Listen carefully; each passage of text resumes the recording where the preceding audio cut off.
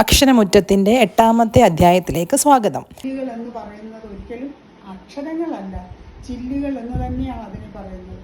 ആ ചില്ലുകൾ ഏതൊക്കെയാണെന്ന് പറയാം. ചില്ലുകൾ: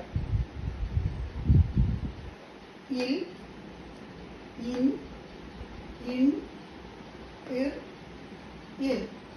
ഈ 5 എണ്ണമാണ് ചില്ലുകൾ.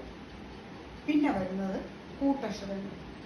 കൂട്ടക്ഷരങ്ങൾ ശ്രദ്ധിക്കുക: ഇക്ക, ഇങ്ക, ഇങ്ങ, ഇച്ച, ഇഞ്ച, ഇഞ്ഞ, ഇട്ട, ഇണ്ട, ഇണ്ണ, ഇത്ത, ഇന്ത, ഇന്ന, ഇപ്പ, ഇമ്പ, ഉമ്മ. ഇതാണ് കൂട്ടക്ഷരങ്ങൾ. ഇത്രയും അക്ഷരങ്ങൾ ചേർന്ന് ഹൃദിസ്ഥമാക്കി കഴിഞ്ഞാൽ ഒരു ആൾക്ക് മലയാളം തെറ്റുകൂടാതെ എഴുതാനും വായിക്കാനും കഴിയും. ഇത് ഇത്രയും ഹൃദിസ്ഥമാക്കുക, നന്നായിട്ട് ഇത് എഴുതി പഠിക്കുക. കുട്ടികളോടാണ് ഞാൻ പറയുന്നത്, ശ്രദ്ധിച്ച് വള്ളിയും പുള്ളിയും തെറ്റാതെ എഴുതി ഇത്രയും പഠിച്ചു കഴിഞ്ഞാൽ നമുക്ക് പുതിയ പാഠത്തിലേക്ക് കടക്കാം.